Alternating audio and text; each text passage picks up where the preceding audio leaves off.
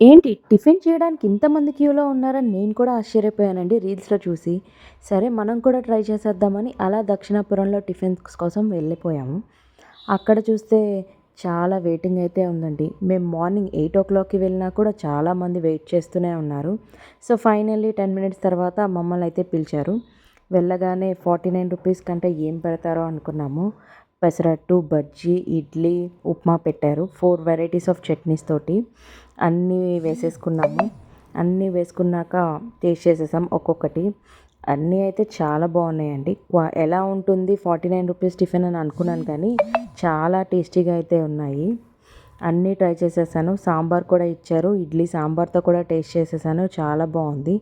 మళ్ళీ వాళ్ళ సర్వింగ్ కూడా చాలా బాగుందండి. మళ్ళీ మీకు కావాలి అంటే ఏం కావాలి అంటే అవి అయితే వాళ్ళు సర్వ్ చేస్తున్నారు. బ్యాక్ సైడ్ చూస్తున్నారు కదా అందరిని.